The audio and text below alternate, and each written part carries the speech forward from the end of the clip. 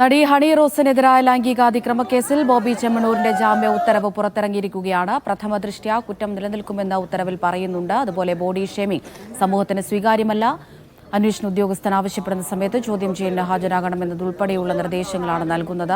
കാക്കനാട് ജയിലിലാണ്, ജില്ലാ ജയിലിലാണ് ബോബി ചെമ്മണൂർ നിലവിലുള്ളത്. ഇപ്പോൾ അദ്ദേഹത്തിന് പുറത്തിറങ്ങാൻ കഴിയുമെന്നാണ് ആരാധകർ ഉൾപ്പെടെ ഉറ്റുനോക്കുന്നത്. വലിയ ആരാധക വൃന്ദം തന്നെ നമുക്ക് കാക്കനാട് ജില്ലാ ജയിലിന് മുന്നിൽ നിന്ന് കാണാൻ കഴിയുന്നുണ്ട്. അഹമ്മദ് മുജ്തബയും നിതിൻ സേവ്യറുമാണ് വിവരങ്ങൾ നൽകിക്കൊണ്ടിരിക്കുന്നത്. മുജ്തബ, ഈ ജാമ്യ വ്യവസ്ഥയിലേക്ക് വന്നാൽ എല്ലാ ദിവസവും അന്വേഷണ ഉദ്യോഗസ്ഥന് മുന്നിൽ ഹാജരാകണം എന്നത് മാത്രമാണോ വ്യവസ്ഥ, അതോ അന്വേഷണവുമായി സഹകരിക്കണമെന്നാണോ ഉത്തരവിൽ പറയുന്നത്? എന്തൊക്കെ ഉപാധികൾ മുന്നോട്ട് വയ്ക്കുന്നുണ്ട്? ഉപാധികൾ സാധാരണഗതിയിൽ മറ്റു കേസുകൾക്കൊക്കെ ഉള്ളതുപോലെ തന്നെ സമാനമാണ്. നേരത്തെ നമ്മളൊക്കെ പറഞ്ഞുകൊണ്ടിരുന്നു, അല്ലെങ്കിൽ ഇത്രയും സമയം എടുത്ത് ഒരു 3.5 മണിക്ക് വിശദമായ ഓർഡർ അപ്ലോഡ് ചെയ്യാമെന്ന് പറഞ്ഞ സാഹചര്യത്തിൽ ഒരു പക്ഷേ എല്ലാവരും മനസ്സിലാക്കിയിരുന്ന ഒരു പക്ഷേ കടുത്ത ഉപാധികൾ ഉണ്ടാകുമെന്നായിരുന്നു. എന്നാലും കാര്യമായ അങ്ങനെ വളരെ വലിയ മറ്റു കേസുകളിൽ നിന്ന് വിഭിന്നമായ ഏതെങ്കിലും തരത്തിലുള്ള ഉപാധികളില്ല. 50,000 രൂപയുടെ 2 മതിയായ തത്തുല്യമായ ബോണ്ട് കെട്ടിവെക്കണമെന്ന് പറയുന്നുണ്ട്. ഒപ്പം തന്നെ അന്വേഷണ ഉദ്യോഗസ്ഥൻ ആവശ്യപ്പെടുന്ന സമയത്ത് ഈ ബന്ധപ്പെട്ട സ്ഥലത്ത് ഹാജരാകണം. അതോടൊപ്പം തന്നെ നേരത്തെ അമൃത സൂചിപ്പിച്ചതുപോലെ അന്വേഷണവുമായി കൃത്യമായി തന്നെ സഹകരിക്കണം. ഏതെങ്കിലും തരത്തിൽ സാക്ഷികളെയോ അല്ലെങ്കിൽ മറ്റാളുകളെയോ സ്വാധീനിക്കുന്ന തരത്തിൽ മറ്റു ഇടപെടലുകൾ ഉണ്ടാകാൻ പാടില്ല. ആർക്കെങ്കിലും എതിരെ ഈ തരത്തിൽ പോലീസ് ഓഫീസർക്കോ കോടതികൾക്കോ ഏതെങ്കിലും തരത്തിൽ ഇതിനെ സ്വാധീനിക്കുന്ന തരത്തിലുള്ള പെരുമാറ്റങ്ങൾ ഉണ്ടാകരുത്. അതോടൊപ്പം തന്നെ കൃത്യമായ ഒരു കാര്യം കൂടി പറയുന്നുണ്ട്. അത് എല്ലാ കേസിലും പറയുന്നതാണ്, പക്ഷേ ഈ കേസിൽ അത് പ്രധാനമാണെന്ന് എടുത്തു പറയേണ്ടി വരും. അതായത് petitioner shall not commit an offence similar to the offence which is made out. അതായത് ഇപ്പോൾ ചെയ്തതിന് സമാനമായ മറ്റേതെങ്കിലും തരത്തിലുള്ള കുറ്റങ്ങൾ ഭാവിയിൽ ആവർത്തിക്കരുത്. അത് ഈ കുറ്റം ഈ ഇപ്പോൾ നൽകിയിരിക്കുന്ന ജാമ്യം റദ്ദാക്കപ്പെടാനുള്ള ഒരു കാരണമായി കോടതി പരിഗണിക്കും. ഇത് ഞാൻ എടുത്തു പറയാൻ കാരണം ദ്വയാർത്ഥ പ്രയോഗങ്ങൾ ഭാവിയിൽ ആവർത്തിക്കരുത്. പൊതുമധ്യത്തിൽ ഇത്തരത്തിലുള്ള പരാമർശങ്ങൾ നടത്തുമ്പോൾ ശ്രദ്ധിക്കണമെന്ന് ആദ്യ തവണ കഴിഞ്ഞ വെള്ളിയാഴ്ച തന്നെ ഈ കേസ് പരിഗണിക്കുന്ന സമയത്ത് കോടതി അത് പറയുകയും ചെയ്തിരുന്നു. ഒപ്പം തന്നെ അത്തരത്തിലുള്ള പരാമർശങ്ങൾ ഭാവിയിൽ ഉണ്ടാകില്ലെന്ന് അഭിഭാഷകൻ അല്ലെങ്കിൽ ബോബി ചെമ്മണൂർ കോടതിയെ അറിയിക്കുകയും ചെയ്തിരുന്നു. അത് കോടതി ഈ കാര്യത്തിൽ എല്ലാ കേസുകളിൽ പറയുമ്പോൾ പോലും അത് ഏത് കേസിന് ബെയിൽ കൊടുക്കുമ്പോഴും സമാനമായ കുറ്റകൃത്യത്തിൽ ഭാവിയിൽ ഉൾപ്പെടാൻ പാടില്ല എന്നൊരു വ്യവസ്ഥ കൂടി വെക്കുന്നുണ്ട്. അതൊരു നല്ല നടപ്പിലേക്ക് പോകുമ്പോൾ മാത്രമല്ല ഈ കേസിൻ്റെ ബെയിൽ നൽകിക്കൊണ്ടുള്ള ഉത്തരവിൽ മറ്റൊരു കാര്യം കൂടി കോടതി പറയുന്നുണ്ട്. അതായത് ബെയിൽ സാധാരണഗതിയിൽ നൽകണമെന്നുള്ളൊരു സുപ്രീം കോടതിയുടെ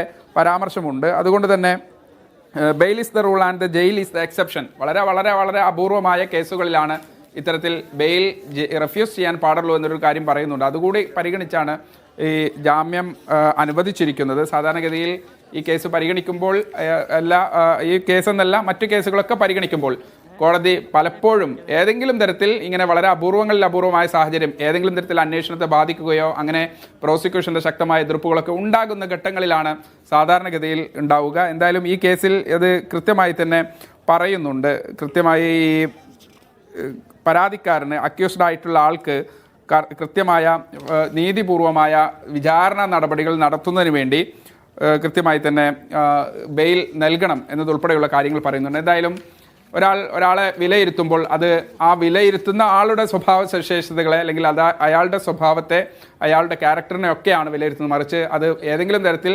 വിലയിരുത്തപ്പെടുന്ന ആളെ ബാധിക്കില്ല എന്നതുൾപ്പെടെയുള്ള അമേരിക്കൻ മോട്ടിവേഷണറായിട്ടുള്ള വിഖ്യാത അമേരിക്കൻ മോട്ടിവേഷണറായിട്ടുള്ള ഡോക്ടർ സ്റ്റീവ് മാർബോളിയുടെ വാക്കുകൾ ഉദ്ധരിച്ചുകൊണ്ടാണ് ഈ ഉത്തരവ് കൃത്യമായി തന്നെ പറയുന്നത്. ഒപ്പം തന്നെ ചില പരാമർശങ്ങൾ കോടതി പറയുന്നുണ്ട്. ഏതെങ്കിലും തരത്തിൽ കുറ്റം ചെയ്തിട്ടില്ല എന്ന് പറയാൻ കഴിയില്ല. അത് കോടതി ചില വീഡിയോകൾ കൂടി, അതായത് പ്രോസിക്യൂഷൻ ഹാജരാക്കിയ മറ്റു ചില വീഡിയോകൾ കൂടിയുണ്ട്. അതിൽ ഈ നടിയുടെ ബോഡി ഷേമിംഗ് നടത്തിയതുമായി ബന്ധപ്പെട്ട് ഇപ്പോൾ വന്ന പരാമർശമല്ല, വേറൊരു സാഹചര്യത്തിൽ ആ വീഡിയോ കോടതി കാണുകയും ചെയ്തിട്ടുണ്ട്. അതിൽ കൈകൾ കൊണ്ട് ചില വർണ്ണനകൾ നടത്തുന്നുണ്ട്.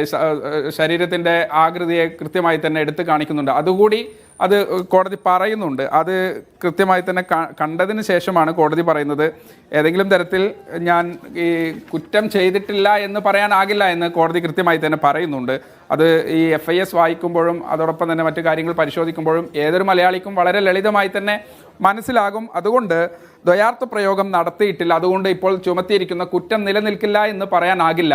അത് നിലനിൽക്കുമെന്ന് തന്നെ കോടതി പറയുന്നുണ്ട്. ഒപ്പം തന്നെ മറ്റു ചില കാര്യങ്ങൾ കൂടി ഈ അഭിഭാഷകൻ പറയുന്നുണ്ട്. ഇപ്പോൾ ചുമത്തിയ കുറ്റം നിലനിൽക്കില്ല എന്ന് പറയുന്നത് അംഗീകരിക്കാനാവില്ല എന്ന് പറയുന്നുണ്ട്. ഒപ്പം തന്നെ ഞാൻ നേരത്തെ സൂചിപ്പിച്ചതുപോലെ ഇതിൽ പറഞ്ഞിരിക്കുന്ന ചില കാര്യങ്ങൾ ഈ ജാമ്യാപേക്ഷയിൽ ചില പരാമർശങ്ങൾ നടത്തിയിരുന്നു. അത് ഈ കുറ്റകൃത്യവുമായി ബന്ധപ്പെട്ട് ഈ ഹണി റോസിനെതിരെ അല്ലെങ്കിൽ നടിക്കെതിരെ ചില പരാമർശങ്ങൾ പറഞ്ഞത് സമൂഹത്തിൽ ഏതെങ്കിലും തരത്തിൽ പ്രശസ്തമായ രീതിയിൽ ഈ നടിക്ക് അങ്ങനെ അസാമാന്യ മികവുണ്ട് എന്ന് സമൂഹത്തിൽ ആർക്കും ഒരു അഭിപ്രായമില്ല എന്നാണ് പറഞ്ഞത്. കോടതി പറയുന്നു അങ്ങനെ പറയേണ്ടതില്ല. കൃത്യമായി സമൂഹത്തിന്റെ വക്കാലത്ത് ഏതെങ്കിലും ഒരാൾ പറയുന്ന വക്കാലത്ത് അങ്ങനെ പറയേണ്ടതില്ല എന്ന് കൃത്യമായി തന്നെ പറയുന്നുണ്ട്. മാത്രമല്ല അത് പ്രസ് ചെയ്യുന്നുണ്ടോ, അതിൽ തന്നെ ഉറച്ചു നിൽക്കുന്നുണ്ടോ എന്ന് കോടതി ചോദിച്ചപ്പോൾ ഇല്ല എന്ന് കൃത്യമായി തന്നെ അഭിഭാഷകൻ കോടതിയെ അറിയിക്കുകയും ചെയ്തു. ഇതുകൂടി പരിഗണിച്ചാണ് കോടതി പറഞ്ഞിട്ടുള്ളത്. എന്തായാലും 3 വകുപ്പുകൾ BNS അതിൻ്റെ BNS 1-ലെ 75(1) അതോടൊപ്പം തന്നെ 75(4) ഒപ്പം തന്നെ IT ആക്ടിലെ ഈ 3 കുറ്റങ്ങൾ കൂടിയാണ് പരിഗണിച്ചിട്ടുള്ളത്.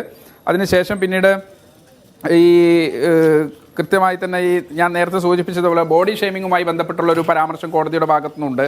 നമ്മൾ ഏതെങ്കിലും തരത്തിൽ നമ്മളൊക്കെ ഏതെങ്കിലും ഒരു വിഭാഗത്തിൽ പെടും. ചില ആളുകൾ തടിച്ചവരുണ്ടാകും, ചില ആളുകൾ മെലിഞ്ഞവരുണ്ടാവും, കറുത്തവരും വെളുത്തവരും ഒക്കെ ഉൾക്കൊള്ളുന്നതാണ് ഈ സമൂഹം.